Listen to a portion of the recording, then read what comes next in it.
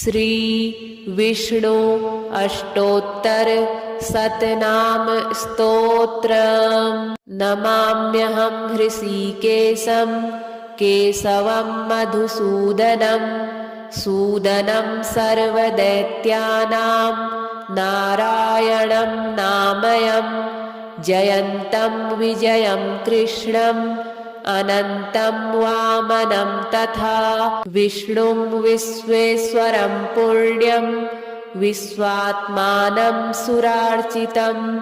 अनघं त्वघहर्तारं नारसिंहं श्रियः प्रियं श्रीपतिं श्रीधरं श्रीदं श्रीनिवासं महोदयं श्रीरामं माधवं मोक्ष क्षमारूपं जनार्दनं सर्वज्ञं सर्ववेत्तारं सर्वेशं सर्वदायकं हरिं मुरारिं गोविन्दं पद्मनाभं प्रजापतिम् आनन्दज्ञानसम्पन्नं ज्ञानदं ज्ञानदायकम् अच्युतं सबलं चन्द्र वक्त्रं व्याप्तपरावरं योगेश्वरं जगद्योनिं ब्रह्मरूपं महेश्वरं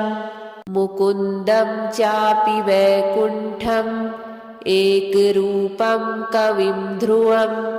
वासुदेवं महादेवं ब्रह्मण्यं ब्राह्मणप्रियं गोप्रियं गोहितं यज्ञं यज्ञाङ्गं यज्ञवर्धनं यज्ञस्यापि च भोक्तारं वेदवेदाङ्गपारगं वेदज्ञं वेदरूपं तं विद्यावासं सुरेश्वरं प्रत्यक्षं च महाहंसं शङ्खपाणिं पुरातनं पुष्करं पुष्कराक्षं च वराहं धरणीधरं प्रद्युम्नं कामपालं च व्यासध्यातं महेश्वरं सर्वसौख्यं महासौख्यं साङ्ख्यं च पुरुषोत्तमं योगरूपं महाज्ञानं योगीशमजितप्रियम् असुरारिं लोकनाथं पद्महस्तं गदाधरं गुहावासं सर्ववासं पुण्यवासं महाजनं वृन्दानाथं बृहत्कायं पावनं पापनाशनं गोपीनाथं गोपसखं गोपालं च गणाश्रयं परात्मानं पराधीशं कपिलं कार्यमानुषं नमामि निखिलं नित्यं मनोवाक्कायकर्मभिः नाम्नां सतेनापि तु पुण्यकर्ता यः स्तौति विष्णुं मनसा स्थिरेण स याति लोकं मधुसूदनस्य विहाय दोषानिह पुण्यभूतः नाम्नां सतं महापुण्यं सर्वपातकशोधनम् अनन्यमनसा ध्यायेत् जपेध्यानसमन्वितः नित्यमेव नरः पुण्यं गङ्गास्नानफलं लभेत् तस्मात्तु सुस्थिरो भूत्वा समाहितमना जपेत् नमाम्यहं हृषीकेशं केशवं मधुसूदनं सूदनं सर्वदैत्यानां नारायणं नामयं जयन्तं विजयं कृष्णं अनन्तं वामनं तथा विष्णुं विश्वेश्वरं पुण्यं विश्वात्मानं सुरार्चितं अनघं त्वघहर्तारं नारसिंहं श्रियः प्रियं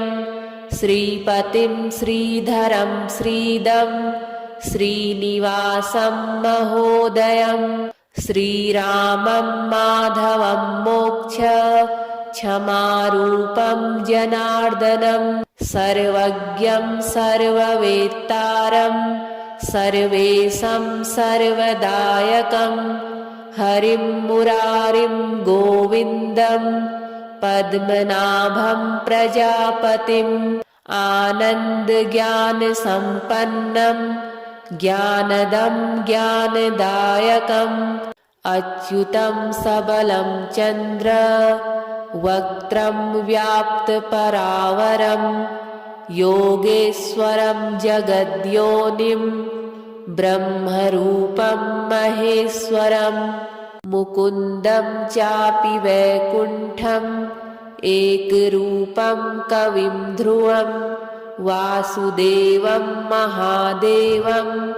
ब्रह्मण्यं ब्राह्मणप्रियं गोप्रियं गोहितं यज्ञं यज्ञाङ्गं यज्ञवर्धनं यज्ञस्यापि च भोक्तारं वेदवेदाङ्गपारगं वेदज्ञं वेदरूपं तं विद्यावासं सुरेश्वरं प्रत्यक्षं च महाहंसं शङ्खपाणिं पुरातनं पुष्करं पुष्कराक्षं च वराहं धरणीधरं प्रद्युम्नं कामपालं च व्यासध्यातं महेश्वरं सर्वसौख्यं महासौख्यं साङ्ख्यं च पुरुषोत्तमं योगरूपं महाज्ञानं योगीशमजितप्रियम् असुरारिं लोकनाथं पद्महस्तं गदाधरं गुहावासं सर्ववासं पुण्यवासं महाजनं वृन्दानाथं बृहत्कायं पावनं पापनाशनं गोपीनाथं गोपसखं गोपालं च गणाश्रयं परात्मानं पराधीशं कपिलं कार्यमानुषं नमामि निखिलं नित्यं मनोवाक्कायकर्मभिः नाम्नां सतेनापि तु पुण्यकर्ता यः स्तौति विष्णुं मनसा स्थिरेण स याति लोकं मधुसूदनस्य विहाय दोषानिह पुण्यभूतः नाम्नां शतं महापुण्यं सर्वपातकशोधनम् अनन्यमनसा ध्यायेत् जपेध्यानसमन्वितः नित्यमेव नरः पुण्यं गङ्गास्नानफलं लभेत् तस्मात्तु सुस्थिरो भूत्वा समाहितमना जपेत् नमाम्यहं हृषीकेशं केशवं मधुसूदनं सूदनं सर्वदैत्यानां नारायणं नामयं जयन्तं विजयं कृष्णं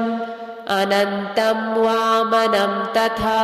विष्णुं विश्वेश्वरं पुण्यं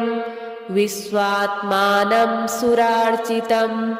अनघं त्वघहर्तारं नारसिंहं श्रियः प्रियं श्रीपतिं श्रीधरं श्रीदं श्रीनिवासं महोदयं श्रीरामं माधवं मोक्ष क्षमारूपं जनार्दनं सर्वज्ञं सर्ववेत्तारं सर्वेशं सर्वदायकं हरिं मुरारिं गोविन्दं पद्मनाभं प्रजापतिम् आनन्दज्ञानसम्पन्नं ज्ञानदं ज्ञानदायकम् अच्युतं सबलं चन्द्र वक्त्रं व्याप्तपरावरं योगेश्वरं जगद्योनिं ब्रह्मरूपं महेश्वरं मुकुन्दं चापि वैकुण्ठम् एकरूपं कविं ध्रुवं वासुदेवं महादेवं ब्रह्मण्यं ब्राह्मणप्रियं गोप्रियं गोहितं यज्ञं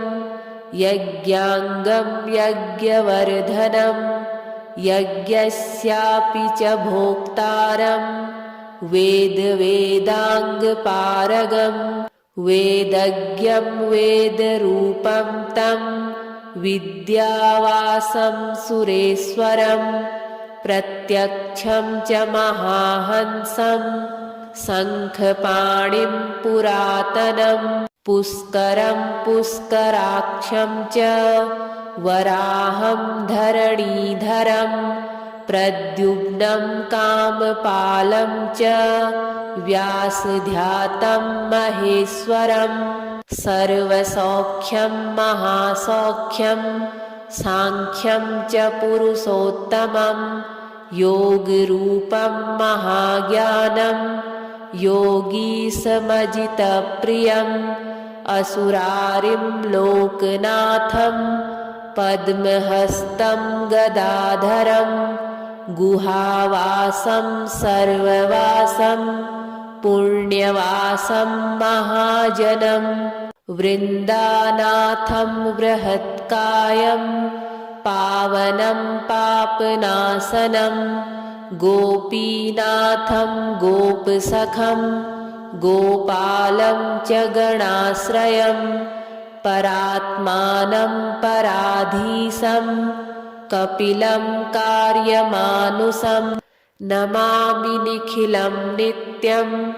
मनोवाक्कायकर्मभिः नाम्नां सतेनापि तु पुण्यकर्ता यः स्तौति विष्णुं मनसा स्थिरेण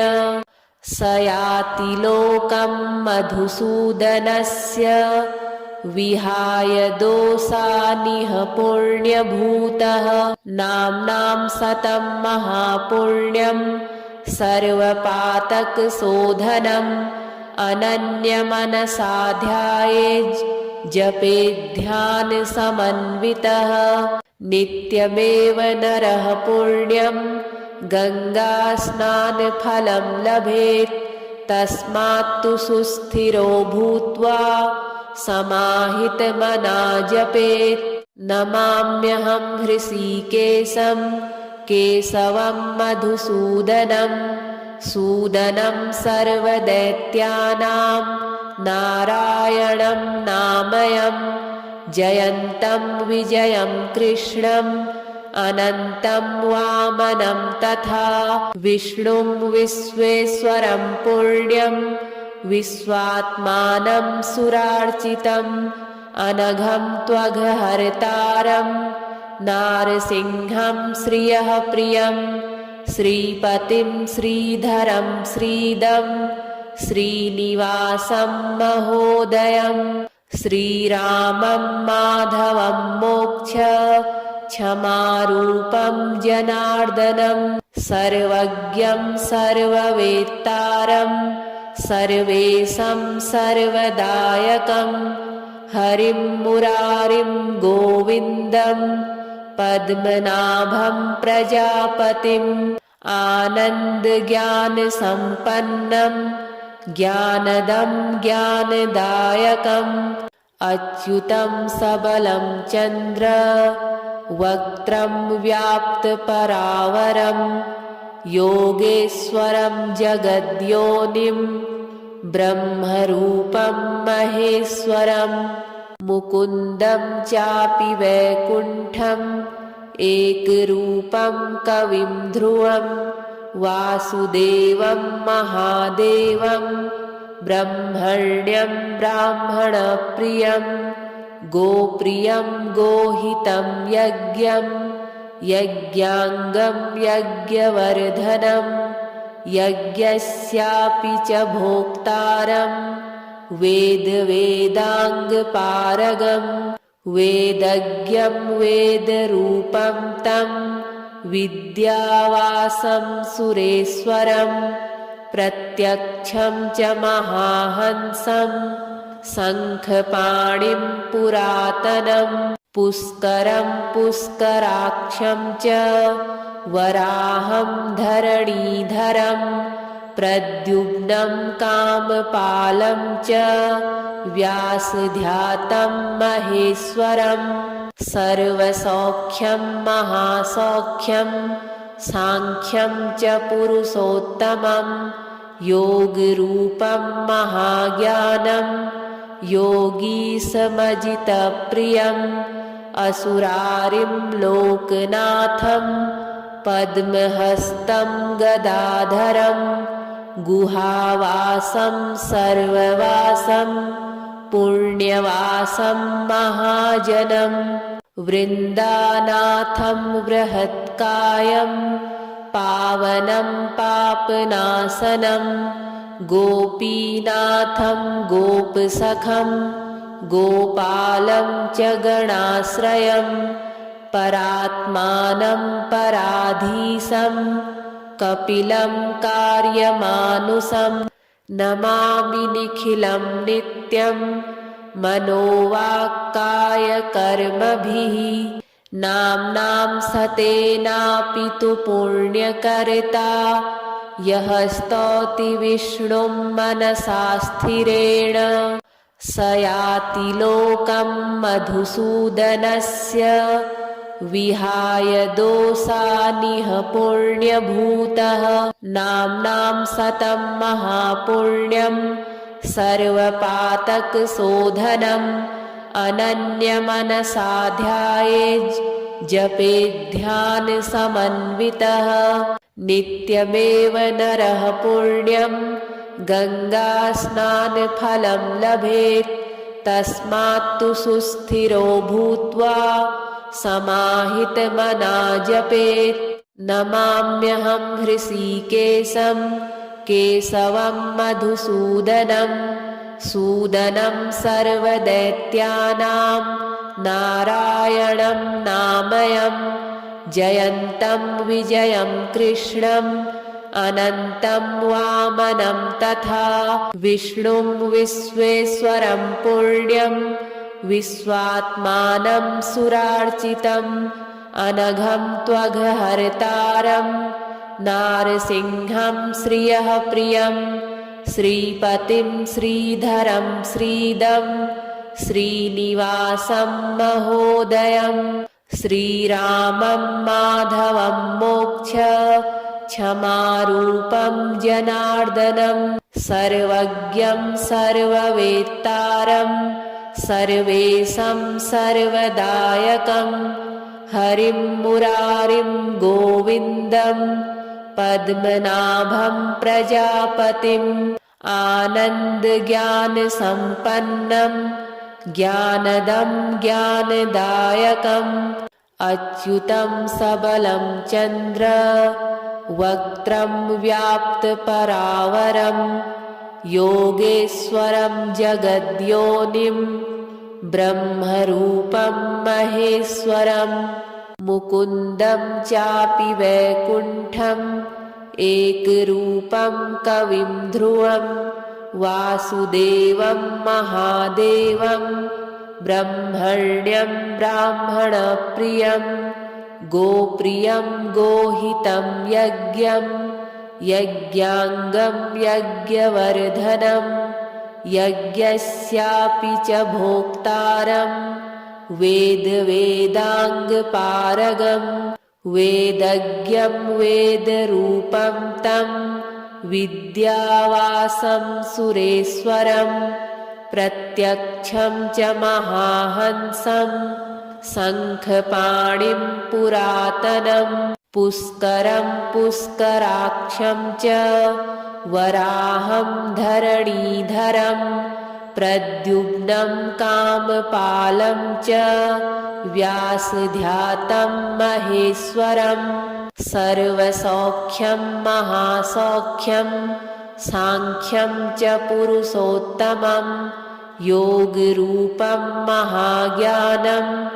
योगीशमजितप्रियम् असुरारिं लोकनाथं पद्महस्तं गदाधरं गुहावासं सर्ववासं पुण्यवासं महाजनं वृन्दानाथं बृहत्कायं पावनं पापनाशनं गोपीनाथं गोपसखं गोपालं च गणाश्रयं परात्मानं पराधीशं कपिलं कार्यमानुषं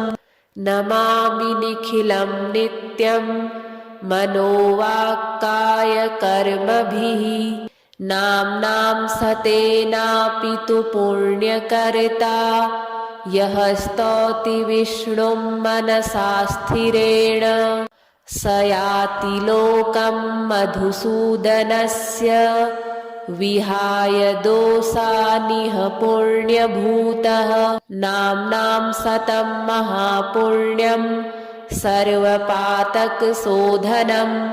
अनन्यमनसा ध्यायेत् जपेध्यानसमन्वितः नित्यमेव नरः पुण्यं गङ्गास्नानफलं लभेत् तस्मात्तु सुस्थिरो भूत्वा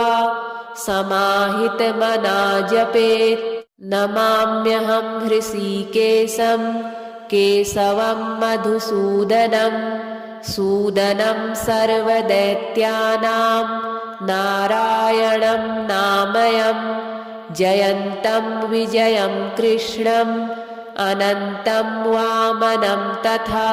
विष्णुं विश्वेश्वरं पुण्यं विश्वात्मानं सुरार्चितम् अनघं त्वघहर्तारं नारसिंहं श्रियः प्रियं श्रीपतिं श्रीधरं श्रीदं श्रीनिवासं महोदयं श्रीरामं माधवं मोक्ष क्षमारूपं जनार्दनं सर्वज्ञं सर्ववेत्तारं सर्वेशं सर्वदायकं हरिं मुरारिं गोविन्दं पद्मनाभं प्रजापतिम् आनन्दज्ञानसम्पन्नं ज्ञानदं ज्ञानदायकम् अच्युतं सबलं चन्द्र वक्त्रं व्याप्तपरावरं योगेश्वरं जगद्योनिं ब्रह्मरूपं महेश्वरं मुकुन्दं चापि वैकुण्ठम् एकरूपं कविं ध्रुवं वासुदेवं महादेवं ब्रह्मण्यं ब्राह्मणप्रियं गोप्रियं गोहितं यज्ञं यज्ञाङ्गं यज्ञवर्धनं यज्ञस्यापि च भोक्तारं वेदवेदाङ्गपारगं वेदज्ञं वेदरूपं तं विद्यावासं सुरेश्वरं प्रत्यक्षं च महाहंसं शङ्खपाणिं पुरातनं पुष्करं पुष्कराक्षं च वराहं धरणीधरं प्रद्युम्नं कामपालं च व्यासध्यातं महेश्वरं सर्वसौख्यं महासौख्यं साङ्ख्यं च पुरुषोत्तमं योगरूपं महाज्ञानं योगीशमजितप्रियम् असुरारिं लोकनाथं पद्महस्तं गदाधरं गुहावासं सर्ववासं पुण्यवासं महाजनं वृन्दानाथं बृहत्कायं पावनं पापनाशनं गोपीनाथं गोपसखं गोपालं च गणाश्रयं परात्मानं पराधीशं कपिलं कार्यमानुषं नमामि निखिलं नित्यं मनोवाक्कायकर्मभिः नाम्नां सतेनापि तु पुण्यकर्ता यः स्तौति विष्णुं मनसा स्थिरेण स याति लोकं मधुसूदनस्य विहाय दोषानिह पुण्यभूतः नाम्नां सतं महापुण्यं सर्वपातकशोधनम् अनन्यमनसा ध्यायेत् जपेध्यानसमन्वितः नित्यमेव नरः पुण्यं गङ्गास्नानफलं लभेत् तस्मात्तु सुस्थिरो भूत्वा समाहितमना जपेत् नमाम्यहं हृषीकेशं केशवं मधुसूदनं सूदनं सर्वदैत्यानां नारायणं नामयं जयन्तं विजयं कृष्णम् अनन्तं वामनं तथा विष्णुं विश्वेश्वरं पुण्यं विश्वात्मानं सुरार्चितम् अनघं त्वघहर्तारं नारसिंहं श्रियः प्रियं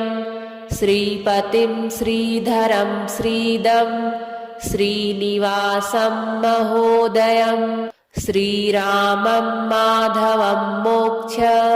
क्षमारूपं जनार्दनं सर्वज्ञं सर्ववेत्तारं सर्वेशं सर्वदायकं हरिं मुरारिं गोविन्दं पद्मनाभं प्रजापतिम् आनन्दज्ञानसम्पन्नं ज्ञानदं ज्ञानदायकम् अच्युतं सबलं चन्द्र वक्त्रं व्याप्तपरावरं योगेश्वरं जगद्योनिं ब्रह्मरूपं महेश्वरं मुकुन्दं चापि वैकुण्ठम् एकरूपं कविं ध्रुवं वासुदेवं महादेवं ब्रह्मण्यं ब्राह्मणप्रियं गोप्रियं गोहितं यज्ञं यज्ञाङ्गं यज्ञवर्धनं यज्ञस्यापि च भोक्तारं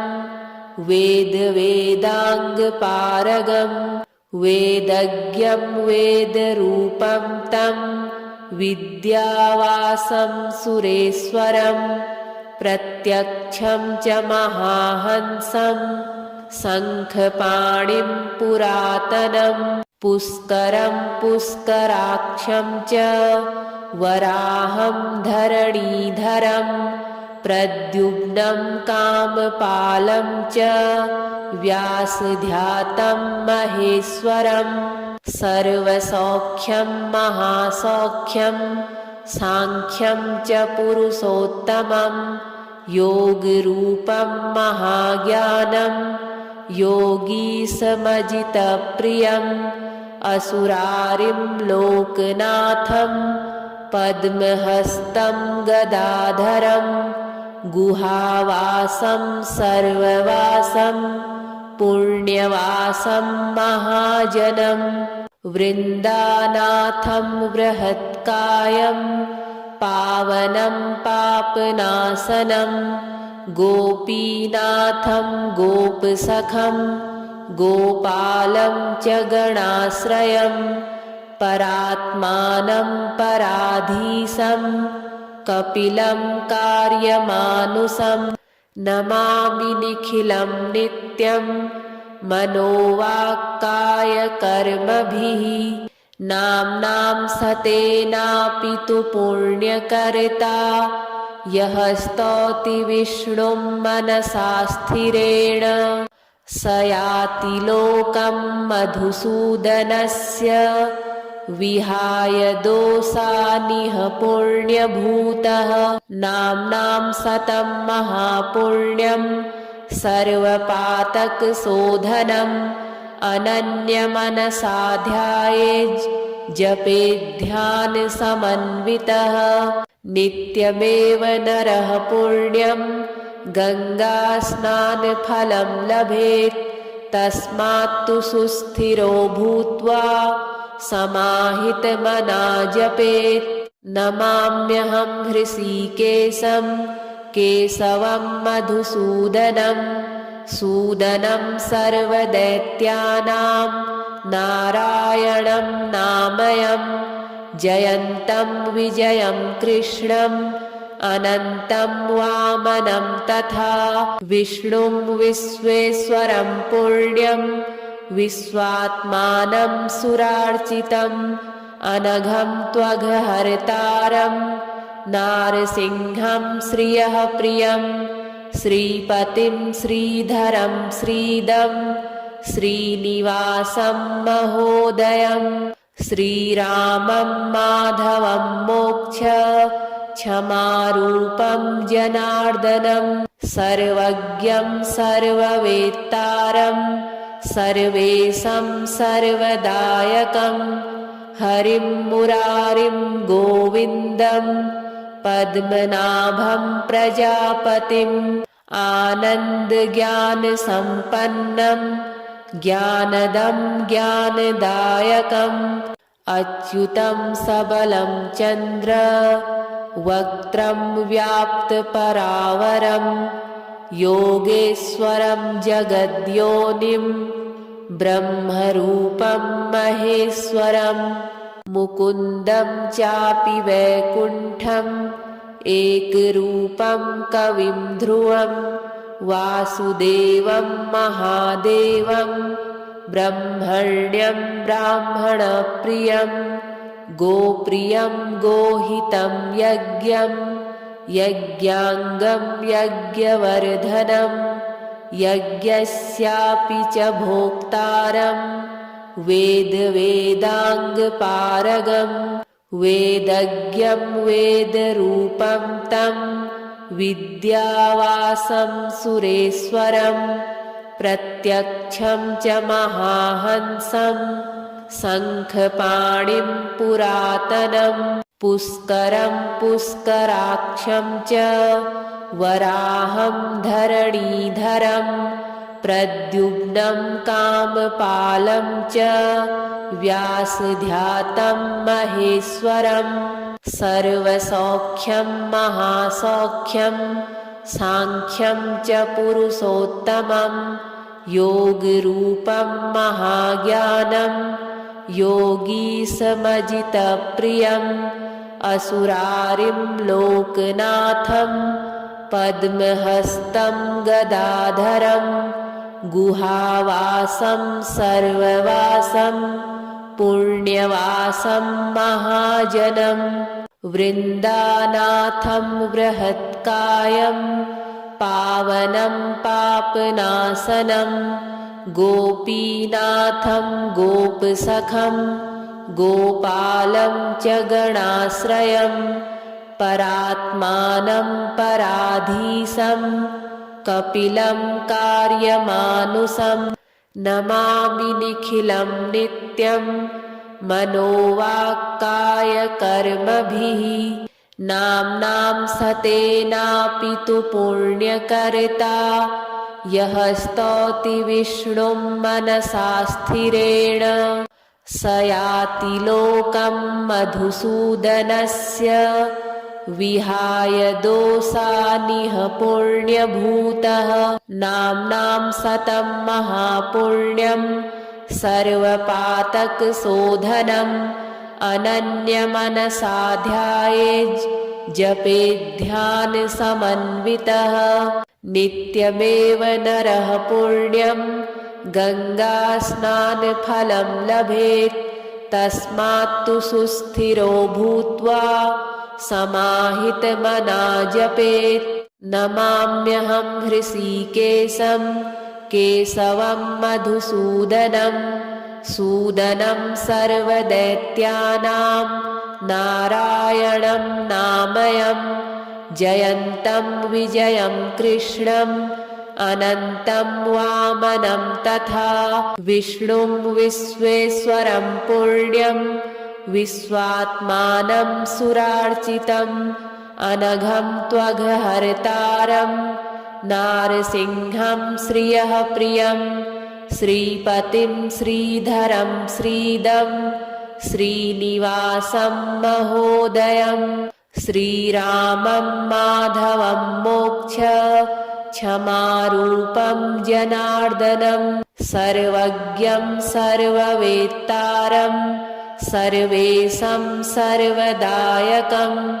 हरिं मुरारिं गोविन्दं पद्मनाभं प्रजापतिम् आनन्दज्ञानसम्पन्नं ज्ञानदं ज्ञानदायकम् अच्युतं सबलं चन्द्र वक्त्रं व्याप्तपरावरं योगेश्वरं जगद्योनिं ब्रह्मरूपं महेश्वरं मुकुन्दं चापि वैकुण्ठम् एकरूपं कविं ध्रुवं वासुदेवं महादेवं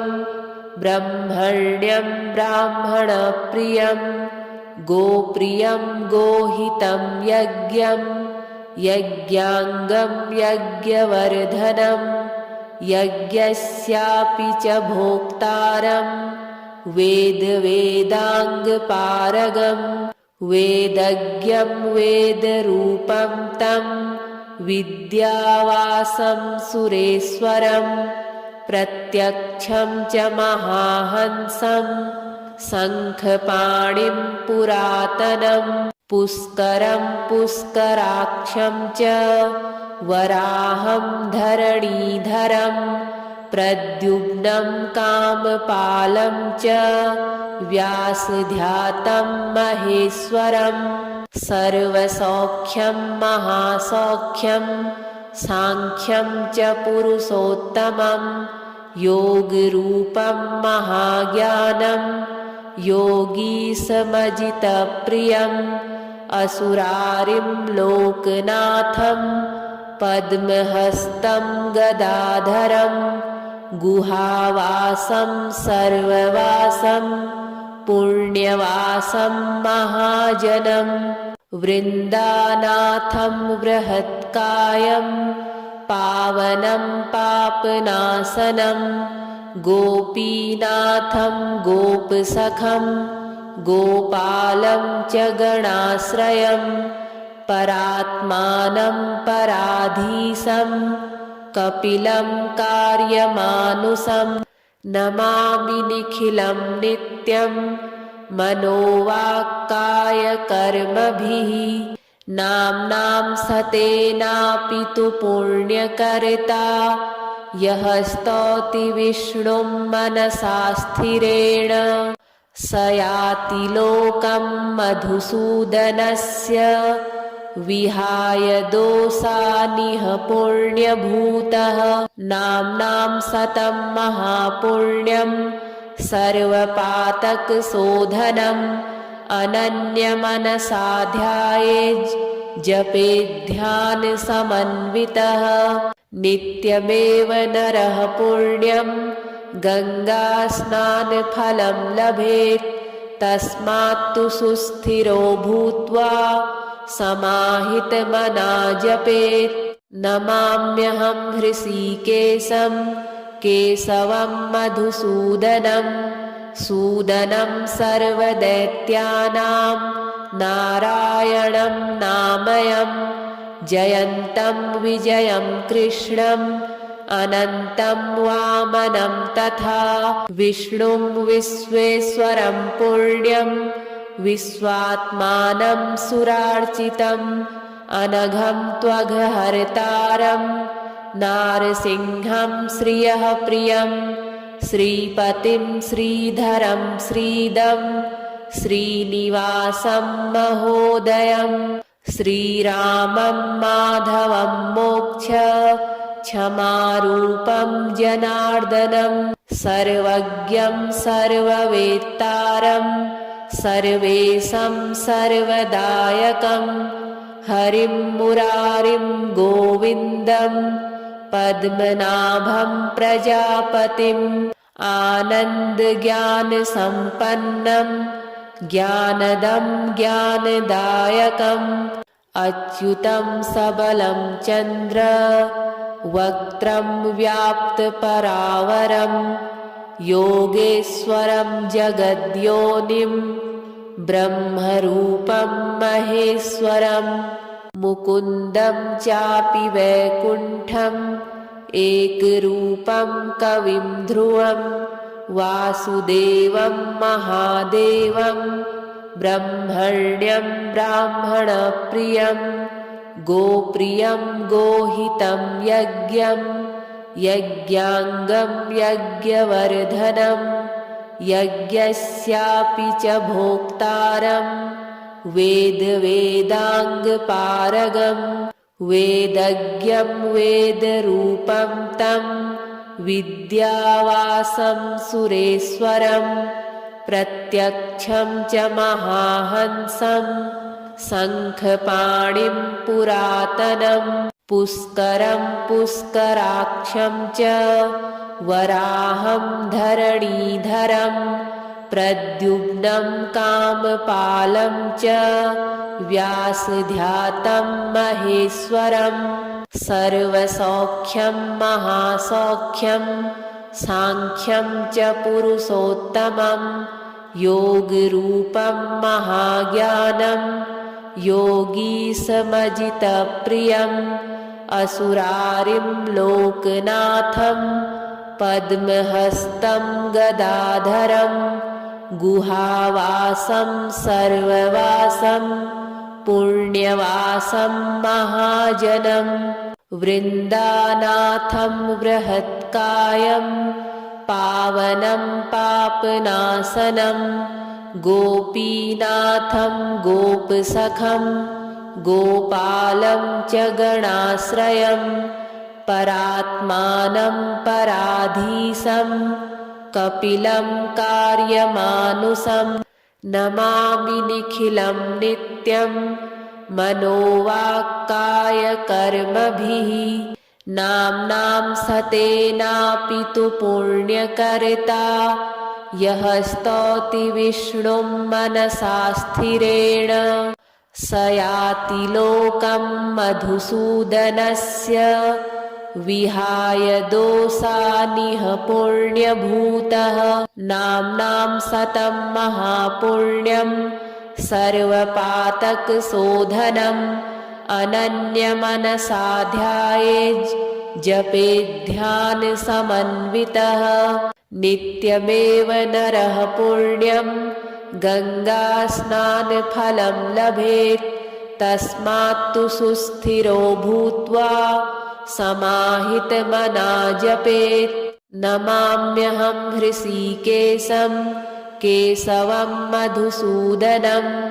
सूदनं सर्वदैत्यानां नारायणं नामयं जयन्तं विजयं कृष्णम् अनन्तं वामनं तथा विष्णुं विश्वेश्वरं पुण्यं विश्वात्मानं सुरार्चितम् अनघं त्वघहर्तारं नारसिंहं श्रियः प्रियं श्रीपतिं श्रीधरं श्रीदं श्रीनिवासं महोदयं श्रीरामं माधवं मोक्ष क्षमारूपं जनार्दनं सर्वज्ञं सर्ववेत्तारं सर्वेशं सर्वदायकं हरिं मुरारिं गोविन्दं पद्मनाभं प्रजापतिम् आनन्दज्ञानसम्पन्नं ज्ञानदं ज्ञानदायकम् अच्युतं सबलं चन्द्र वक्त्रं व्याप्तपरावरं योगेश्वरं जगद्योनिं ब्रह्मरूपं महेश्वरम् मुकुन्दं चापि वैकुण्ठम् एकरूपं कविं ध्रुवं वासुदेवं महादेवं ब्रह्मण्यं ब्राह्मणप्रियं गोप्रियं गोहितं यज्ञं यज्ञाङ्गं यज्ञवर्धनं यज्ञस्यापि च भोक्तारं वेदाङ्गपारगं वेदज्ञं वेदरूपं तं विद्यावासं सुरेश्वरं प्रत्यक्षं च महाहंसं शङ्खपाणिं पुरातनं पुष्करं पुष्कराक्षं च वराहं धरणीधरं प्रद्युम्नं कामपालं च व्यासध्यातं महेश्वरं सर्वसौख्यं महासौख्यं साङ्ख्यं च पुरुषोत्तमं योगरूपं महाज्ञानं योगीशमजितप्रियम् असुरारिं लोकनाथं पद्महस्तं गदाधरं गुहावासं सर्ववासं पुण्यवासं महाजनं वृन्दानाथं बृहत्कायं पावनं पापनाशनं गोपीनाथं गोपसखं गोपालं च गणाश्रयं परात्मानं पराधीशं कपिलं कार्यमानुषं नमामि निखिलं नित्यं मनोवाक्कायकर्मभिः नाम्नां सतेनापि तु पुण्यकर्ता यः स्तौति विष्णुं मनसा स्थिरेण स याति लोकं मधुसूदनस्य विहाय दोषानिह पुण्यभूतः नाम्नां सतं महापुण्यं सर्वपातकशोधनम् अनन्यमनसा ध्यायेत् जपेध्यानसमन्वितः नित्यमेव नरः पुण्यं गङ्गास्नानफलं लभेत् तस्मात्तु सुस्थिरो भूत्वा समाहितमना जपेत्।